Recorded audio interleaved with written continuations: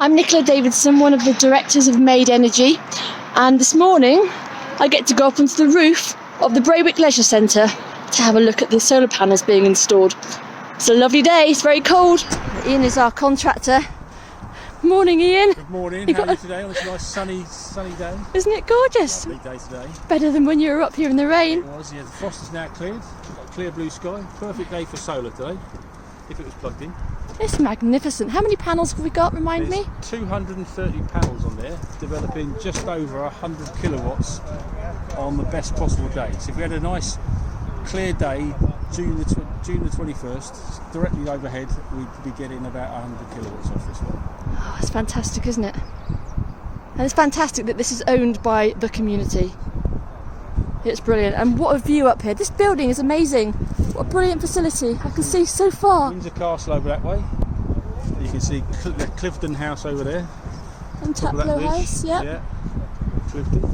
Yep. And I can see a bit of Maidenhead Town Centre over there. Going back towards the golf course.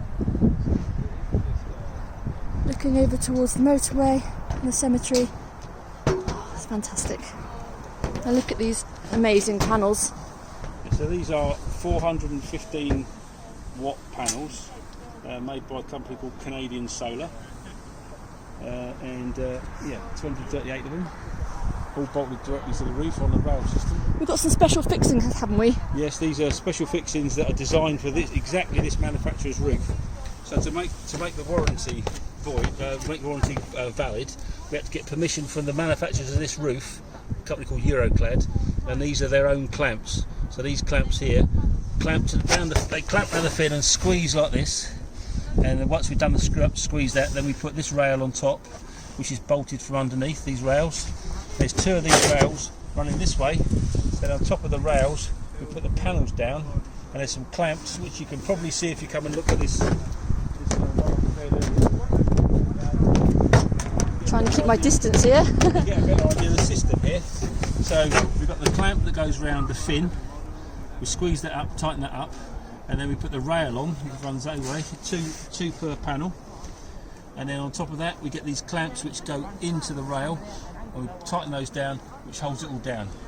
So all this whole system has been calculated for high wind loading and the high snow loading. So it's all confirmed by the manufacturers of the system to be compliant. Thanks for that, Ian. So that one will plug into that one, and so on and so on and so on across the string, as we said earlier on. Now each of these panels, once we've got the strings and we've pulled the wires all the way across the other side, each of those pairs is marked with a number and a plus and a minus. And what we do, we measure the voltage that we're getting off of that string. So we know how many panels we've got, and we know how much voltage we should be getting out of it. And if we get consistency, we know that every panel in that string is working. So all these panels are arranged in small groups called strings, and each of the strings, they're connected one to the next one to the next one to the next one in series. So each little patch, then there's two wires coming out the far end of it, one's a positive and one's a negative, and like that. The electricity is being generated there, and they go up.